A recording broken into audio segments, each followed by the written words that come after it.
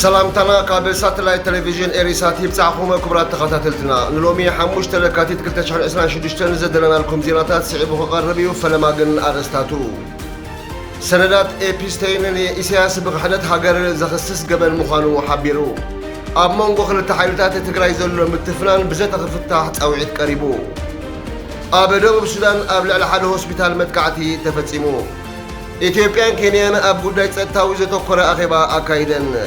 قبطن تركن حالنا سوماليا خمس دقفا قليتن سندات إفري إبستين لمراحي هقرف إسياس أفوركي بخدت هاجر زخصصو قبل مخانو استفلاليو إرتلاويان أب زقنازي أب قصات محبراوي من راخبوتات زهبو زلو حبريتا يملكت ولك ملاخي إسياس أفوركي بإيدو وننو أب ورها حملة تشحن عسر تشمونتن أب كتما جدا مس دكتور أبي أحمد زقبرو سممعن عامتات مستير كوينو خيد مسنحو زفلتيو انت هنا أب زقربا معالتات بيت صحفة منستر فتح أمريكا أب زرقو زلو سندات أمريكا جيفري إبستين اتسممع إيرتران إثيوبيان بحادة صنبرا زقبر مخانو زحبريو جيفري إبستين مثل على وسب سلطان تسألو تسباتن ركب زنبرو أب كتشحن عسرت تشعتن أما أسرت خلوه يوتو بعلو زحلفة ببزحات قبنات زدل السابينيرو إبستين مس وكيل تكال سليا إسرائيل موساد تحبابار من بارو قلقل أب عولتات السليان تسأتان دحربايتات زلوهم كيلاتات يقلصو بركت زبالو إرتراويان نتسند إبستين مس أنببوون إسياس بخدت هاجر زخصوصو قبنيو إنابلو حسابهم أب مقلات يركبو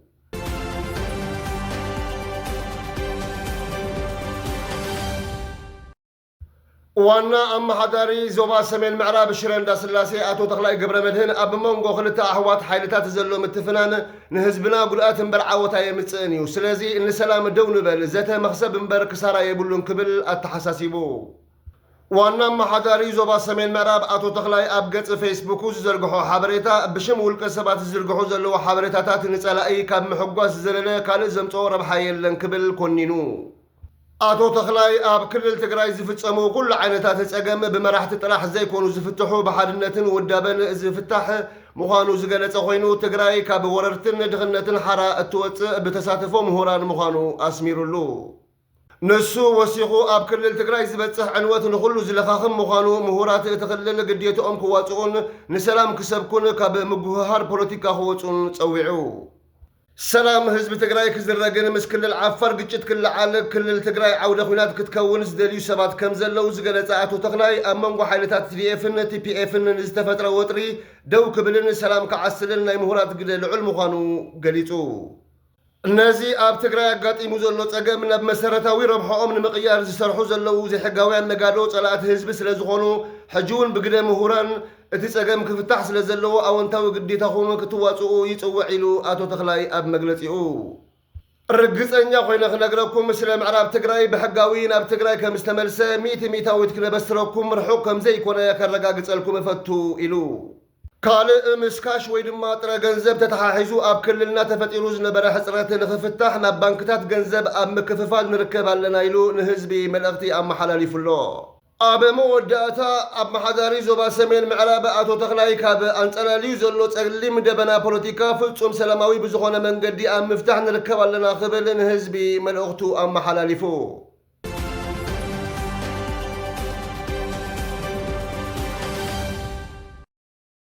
MSF زفلت أب حكم الناس نتف سبعوي تكال دكتورات بزيدوب أب دبوب سودان كاب زلوا هوسبيتالاتو أب منغو تهدرات دبوب سودان تمرات تقاومت حيلتاتن أب زقوطات الروخ خبابيتات داقماي وق أب زكايللو زلو أوام متقعت أير أب لعلو هوسبيتال بحيلتات دبوب سودان سلست لكاتيد كم استفت سما خسيسو أب لانكين زركب هوسبيتال بسلست لكاتيد مشات استفت سما متقعتي أب زحالفو عسر تغلت أوارح المبل عسراي جزي أب هوسبيتالات MSF متقعتي خمستخايد اتتكال الرقاقيتو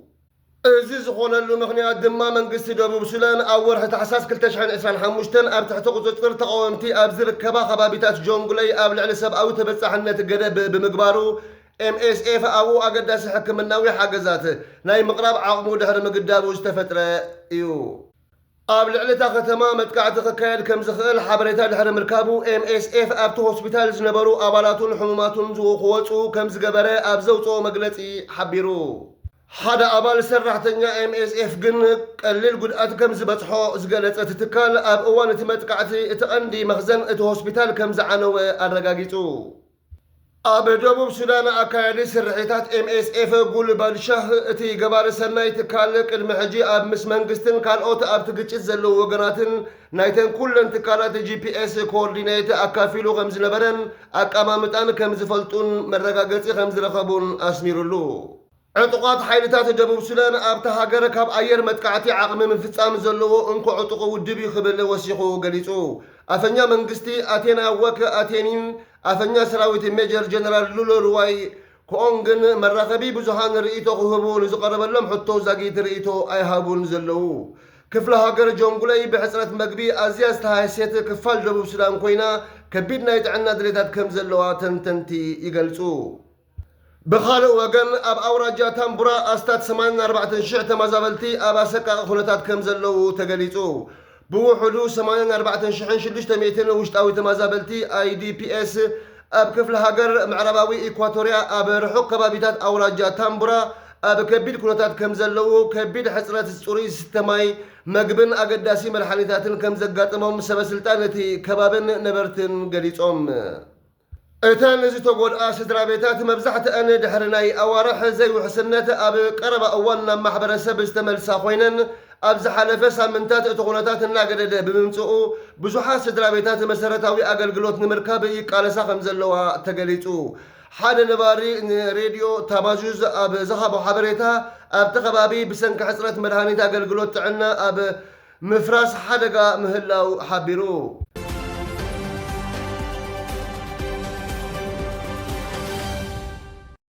ኢትዮጵያን ኬንያን ኣኼባ ሓባራዊ ኮሚቴ ምክልኻል ኣብ ናይሮቢ ኣካይደን። እዚ ድማ ክልተኣዊ ምትሕብባር ምክልኻል ንምጥንኻር ምውህሃድ ዞባዊ ጸጥታ ንምዕባይን ዝዓለመ ምንቅስቓስ ምዃኑ ሚኒስትሪ ምክልኻል ኬንያ ሓቢሩ። እቲ ኣብ ዋና ቤት ጽሕፈት ምክልኻል ኬንያ ዝተኣንገደ ብሓላፊ ስርሒታት ውጥን ዶክትሪንን ስልጠናን ተሓጋጋዚ ሓላፊ ሓይልታት ምክልኻል ሜጀር ጀነራል ፍሬድሪክ ሉርያ ዝተመርሐን ንሰለስተ መዓልታት ዝቐጸለ ኣኼባ ኣብ ምዕማቕ ወተሃደራዊ ጽምዶ ክልቲአን ሃገራትን ኣብ ቀርኒ ኣፍሪቃ ናይ ሓባር ጸጥታዊ ብድሆታት ኣብ ምፍታሕን ዘተኮረ ምንባሩ ተገሊጹ። እቲ ኣኼባ ድሕረቲ ኣብ ዝሓለፈ ዓመት ኣብ መንጎ ክልቲአን ሃገራት ዘሎ ርክብ ምክልኻልን ምምሕዳርን ምጥንኻርን ወግዓዊ ቅርጺ ዘቐመጠ ስምምዕ ምትሕብባር ምክልኻል ድሕሪ ምፍራሙ ዝተገብረ እዩ።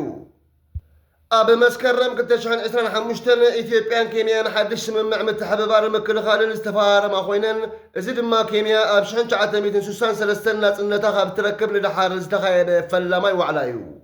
ሚኒስትሪ ምክልኻል ኬንያ ኣብቲ ኣኼባ ናይ ሓባር ኮሚቴ ምክልኻል ውዕል ድሕሪ ምጽዳቑ ናይ ብቅርጻውን ቀጻልን መጻኢ ምትሕብባር ዝወስድ ኣገዳሲ ስጉምቲ ምዃኑ ገሊጹ።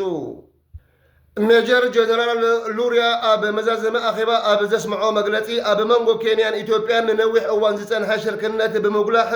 ኣብ ሕድሕዳዊ ምክብባር ሓበራዊ ረብሓታት ከምኡውን ኣብ ሓበራዊ ራእይ ዞባዊ ምርግጋእ ዝተመርኮሰ ምዃኑ ኣስሚሩሉ። ግብረ ሽበራ ስግረ ሃገራዊ ገበናት ሓደጋታት ድሕነትን ሳይበርን ምስ ክሊማ ዝተኣሳሰሩ ግጭታትን ሓዊሱ ንዝምዕብሉ ስጋኣታት ዝተዋደደ ምላሽ ምሃብ ኣገዳሲ ምዃኑ ኣስሚሩሉ። ክልቲአን ሃገራት ኣብ ሓባራዊ ዶባተንን ኣብ ስግር ቀርኒ ኣፍሪቃን ሰላም ንምሕላው ዘለዎን ተወፋይነት ደጊሙ ኣረጋጊጹ። ንልኡኽ ኢትዮጵያ ዝመርሐ ሜጀር ጀነራል ተሾመ ገመቹ ዋና ዳይሬክተር ርክባት ወፃኢን ወተሃደራውን ምትሕብባር ኢትዮጵያ ሃገሩ ምስ ኬንያ ሓባራዊ ጸጥታን ምትሕብባርን ንምፍጣር ዘለዋ ተወፋይነት ደጊሙ ኣረጋጊጹ።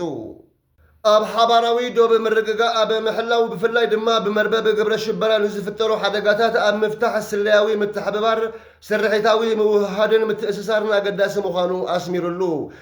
ሓይልታት ምክልኻል ኬንያ ኣብ ዞባዊ ጻዕርታት ጸረ ሽበራ ዘለዋ ተራውን ኣፍልጦ ሂቡ። ኬንያን ኢትዮጵያን ንነዊሕ እዋን ኣብ ምክልኻልን ጸጥታን ምትሕብባርን ብፍላይ ኣብ ስግረ ዶባዊ ጸጥታን ጸረ ሽበራን ተበግሶታት ዓቂበን ዝጸንሓ ጎረባብቲ ሃገራት ምዃነን እቲ ሓበሬታ የመልክት።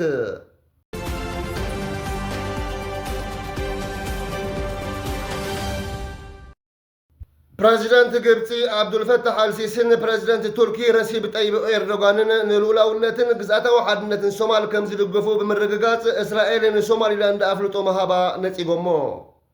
ክልቲኦም መራሕቲ ቅድሚ ላዕለዋይ ደረጃ ስትራቴጂካዊ ምትሕግጋዝ ባይቶ ግብፅን ቱርክን ኣብ ካይሮ ብ4 ለካቲት ላዕለዋይ ደረጃ ኣኼባ ከም ዘካየዱን ኣብ ክልተኣዊ ዝምድናታትን ሶማልያ ሱዳንን ቃዛን ሰፊሕ ማእኸላይ ምብራቕን ሓዊሱ ኣብ ወሰንቲ ዞባዊ ጉዳያትን ዘተኮረ ዘተ ከም ዘካየዱ ፕረዚደንት ግብፂ ሓቢሩ። ቱርኪ ምስ ሶማሊላንድ ዝተኣሳሰሩ ወሰንቲ ኣፍልጦ ኣይትህብን ዝበለ ኤርዶጋን መርገፂ ኣንካራ ኣብ ምሕላው ሓድነት ሶማልያ ጽኑዕ መርገፂ ከም ዘለዋ ኣስሚሩሉ። ኤርዶጋን ድሕሪ እቲ ኣኼባ ኣብ ዝሃቦ መግለፂ እስራኤል ንሉእላውነትን ግዝኣታዊ ሓድነትን ሃገረ ሶማልያ ዒላማ ዝገበረት ሶማሊላንድ ኣፍልጦ ክትህብ ዝወሰደቶ ውሳነ ኣይንቕበሎን ኢና ኢሉ። ኣፈኛ ፕረዚደንት ግብፂ መሐመድ ኤልሸላዊ እቲ ዘተ ኣብ መንጎ ክልቲኦም ፕረዚደንታት ብሕታዊ ኣኼባ ዘጠቓለለ ምዃኑን ኣብዚ እዋን እዚ ምትሕብባር ኣብ ምሕያልን ናይ ሓባር ጸጥታውን ፖለቲካውን ስክፍታታት ምፍታሕን ከም ዝተዘራረቡ ሓቢሩ። ክልቲኦም መራሕቲ ዞባዊ ምርግጋእ ከም ሓባራዊ ሓላፍነት ብምግላጽ ኣብ ጉዳይ ሶማልያን ቀርኒ ኣፍሪቃን ዝግበር ዘተ ክሐይሉ ተሰማሚዖም። ኣብ መወዳእታ ወርሒ ታሕሳስ እስራኤል ንሶማሊላንድ ኣፍልጦ መሃባ ካብተን ቀዳሞት ሃገራት ቱርክን ግብፅን ዝነፀግኦ ኮይነን እዚ ስጉምቲ ኣብ መላእ ኣፍሪቃን ዓረብ ዓለምን ሰፊሕ ተቃውሞ ኣስዒቡሎ። ኬንያ ሶማልያ ኣብ ሱዳንን ቃዛን ዝተረኣየ ግጭትን ዘተኮረ ኣኼባ ክልቲኦም ወገናት ኣድላይነት ምርግጋእ ዞባዊ ምትሕብባርን ኣብ ውሽጣዊ ጉዳያት ሃገራት ኢዶም ዘይምእታውን ኣስሚሮሙሉ። ሶማሊላንድ ኣብ 1991 ካብ ሶማልያ ናጽነታ እኳ እንተኣወጀት ብማሕበረሰብ ዓለም ግን ዛጊድ ኣፍልጦ ይረኸበትን ዘላ። እዚ ከምዚ ኢሉ እንከሎ ቱርክን ግብፅን ኣብ ምክልኻልን ንግዳውን ስትራቴጂካውን ሽርክነት ክገብራ ተሰማሚዐን።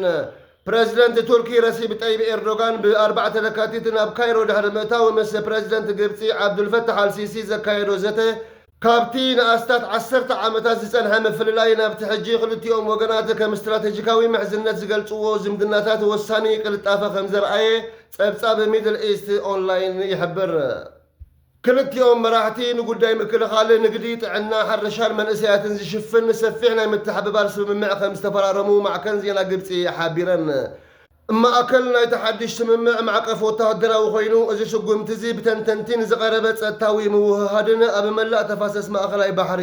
ንዝህሉ ሚዛን ሓይሊ ክጸልዎ ዝኽእል ታክቲካዊ ኣሰላልፋን መሰረት ዝገበረን ምዃኑ ይእመን። ክቡራት ተኸታተልትና ንሎሚ ዝበልናዮም ዜናታትና እዞም ክትከታተልዎም ዝጸናሕኹም ይመስሉ ነይሮም። ጽባሕ ብኻልኦት ዜናታት ክሳብ ንራኸብ ሰላም።